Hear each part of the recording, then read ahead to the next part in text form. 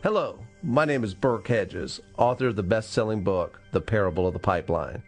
I open my book with a story about Pablo and Bruno, who take two very different paths in their quest for financial independence. What you're about to see is the delightful animated story of their adventure. So, sit back, relax, and enjoy the life-changing lessons in The Parable of the Pipeline.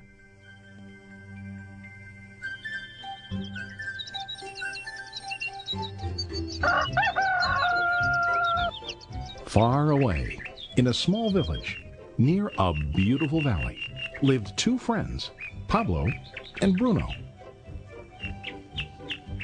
They were both young and dreamed of a better life for themselves. They'd often discussed their dreams about how they would become the most successful men in the village. They weren't afraid of hard work, and they searched for opportunities to help realize their goals and achieve their dreams. One day, an opportunity presented itself.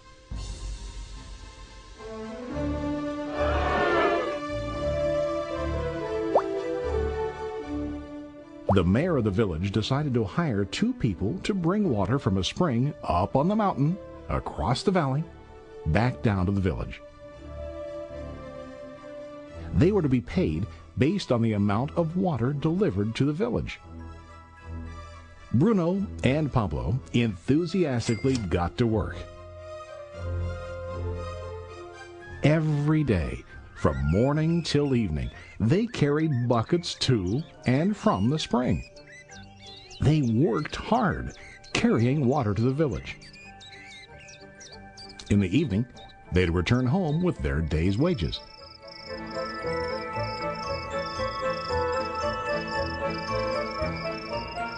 Bruno was satisfied with his work and the money he earned. He was sure that with this work he could achieve his dreams. Bruno thought that to increase his wages he could use bigger buckets to bring more water each trip.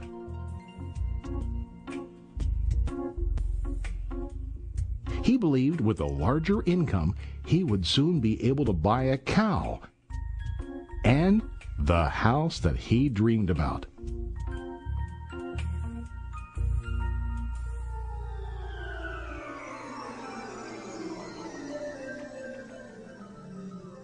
Now Pablo was not satisfied.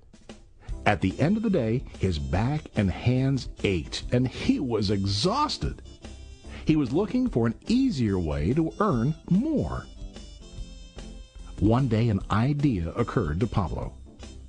He imagined building a pipeline to deliver the water from the mountain spring to the village. With this pipeline, he could get more water to the village without carrying buckets back and forth from the spring to the village. Soon, he got very excited about his idea and began to plan. Pablo, of course, shared his idea with his friend Bruno and asked him to join with him to work on and help build the pipeline. Bruno thought the idea was crazy. All Bruno could think about was what his money could buy today and how to get it quicker. He felt that building a pipeline would slow him down and delay him in achieving his goals. Instead, Bruno got bigger buckets and went more often back and forth, fetching water. He was sure that with this method, he could make more money. Pablo decided to build the pipeline on his own. He understood that it would not be easy to build, and it would take time to complete the pipeline. Pablo knew that it could take several years to finish, but he set his mind on his goal. Every day he worked and carried water like before. But on weekends and during his spare time, he worked hard to dig in the rocky soil and build his pipeline. In the first month, there was little to show for his work.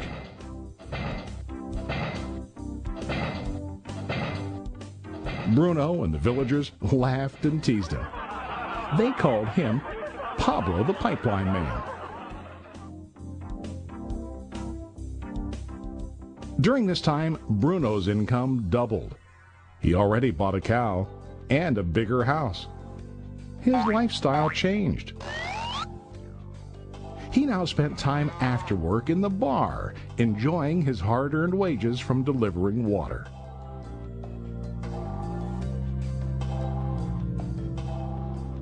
What Bruno didn't realize was that his body was starting to stoop from carrying the heavy buckets every day.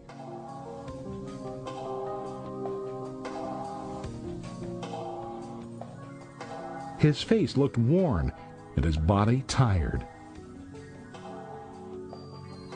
Soon, he began to carry less and less water due to the wear and tear on his body.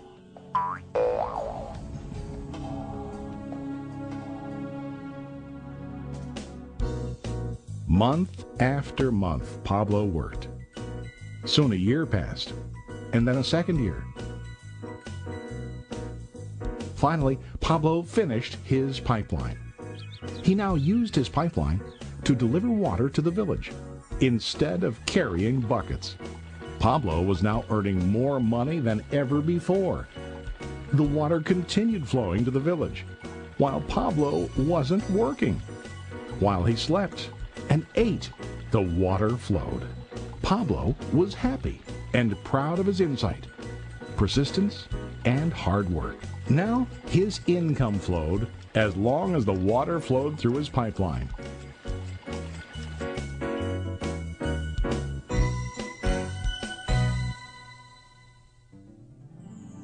The story of Bruno and Pablo is a reflection of life.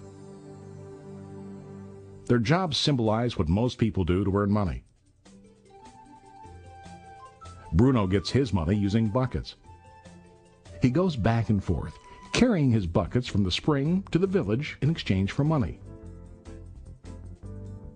To increase his income, he either has to go more frequently to the spring or to use larger buckets.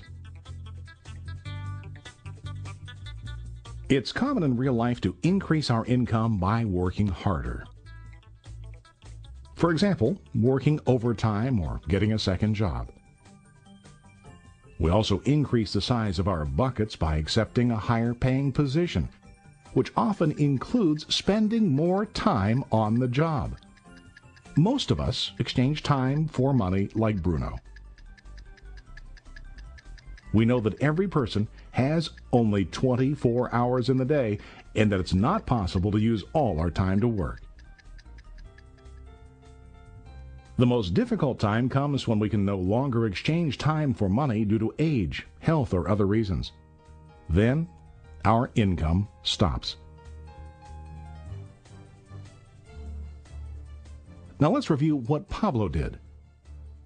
Very wisely, Pablo did not exchange all of his time for a limited income, but he used some of his time to build a pipeline. He knew that the pipeline would bring ongoing income as long as the water flowed. An ongoing income that multiplied the time he worked each day. Pablo knew that someday, maybe because of age or health, he would no longer be able to exchange his available time for money. Pablo knew that if he could make his idea of a pipeline work, then he only has to do the hard work of building the pipeline. After the pipeline was completed, Pablo was able to monitor and maintain the flow of water to ensure that his income will continue. Pablo has shown us that to earn an income, we don't always have to directly exchange time for money. There really are better ways. How about you? Are you still like Bruno, who directly exchanges time for money? Or do you want to be like Pablo, building and maintaining a pipeline for ongoing income? If you are interested in the idea of building your own pipeline,